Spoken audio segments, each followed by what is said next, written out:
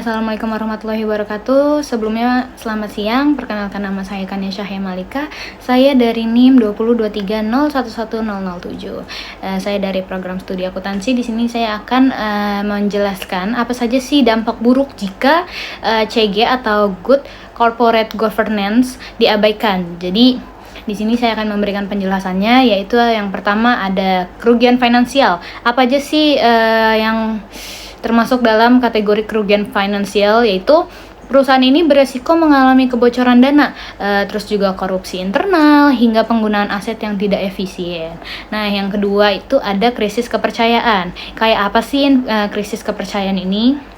Yaitu investor, kreditur, dan publik akan kehilangan kepercayaan nih sama perusahaan, atau modal sulit masuk, harga saham turun drastis.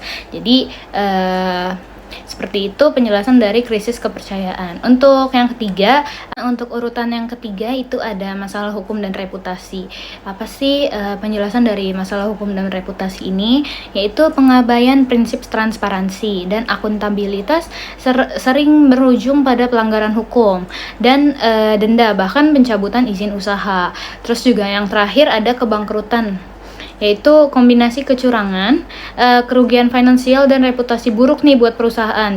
Jadi perusahaan nggak mampu untuk bertahan di pasar. Jadi di sini ada studi kasus dari PT Garuda Indonesia tahun 2019. Jadi masalahnya itu laporan keuangan tahun 2018 mencatat laba bersih senilai 809.000. Padahal sebenarnya perusahaan merugi dan hasilnya itu di bawah 809.000.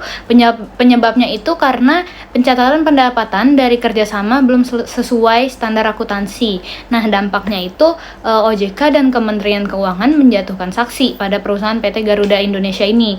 Kemudian auditor dan direksi terkena teguran keras, dan kepercayaan publik dan investor menurun pada PT perusahaan Garuda Indonesia ini. Jadi kesimpulannya, CG bukan hanya aturan, tapi fondasi bisnis yang sehat. Jadi perusahaan yang gagal menerapkan GCG akan cepat kehilangan reputasi investor dan akhirnya sulit bertahan nih. Terus juga dengan GCG ini perusahaan dapat menjaga kepercayaan, keberlanjutan, dan nilai jangka panjang pada perusahaan tersebut. Sekian dari penjelasan saya. Terima kasih. Selamat siang.